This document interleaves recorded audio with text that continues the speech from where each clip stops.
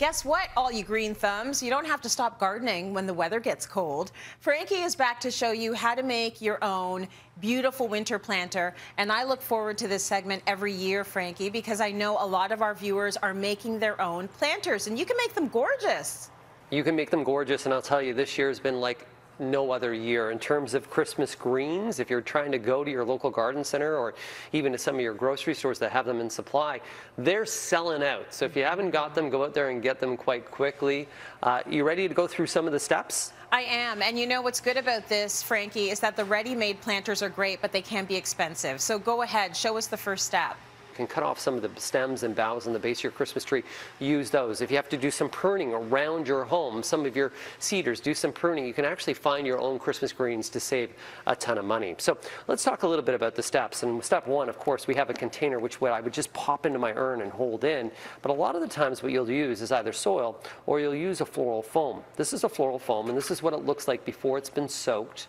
And we'll just stuff that into the container. And then this is floral tape where we tape it down.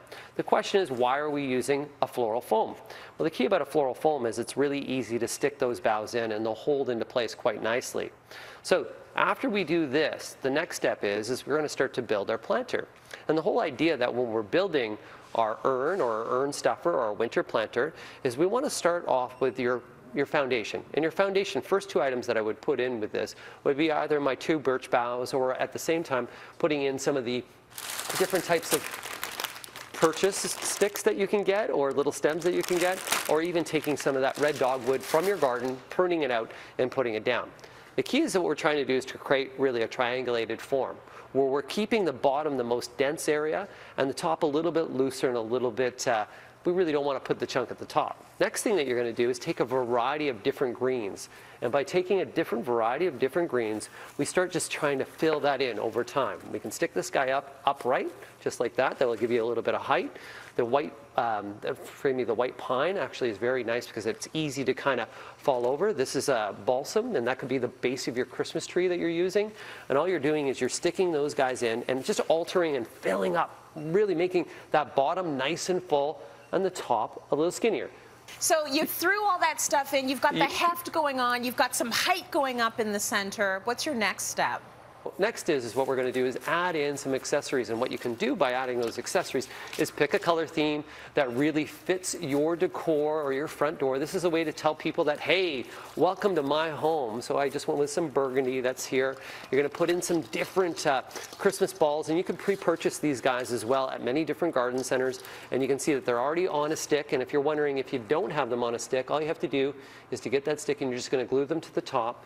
You just pop them just right in there, and away they go. I'm going to cut that guy down and just start to pop those guys in. But you can see some of the different ones that we have here.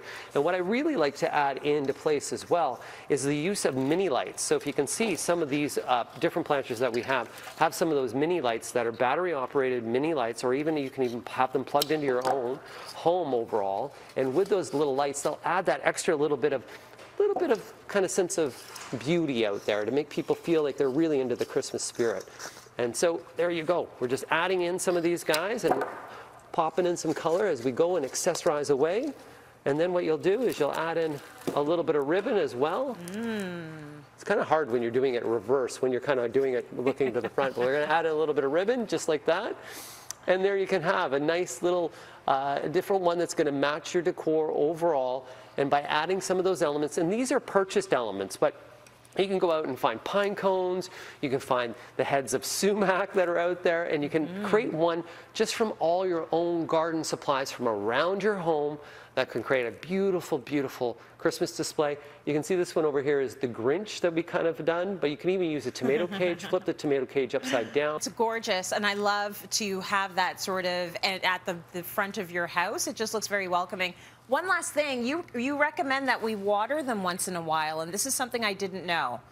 Yeah, so on warmer periods of time, and now, you know, temperature is always up and down, is if we have a warmer day where we have a sunny day and everything out there is almost that hasn't frozen yet, the key is take your hose and water these guys.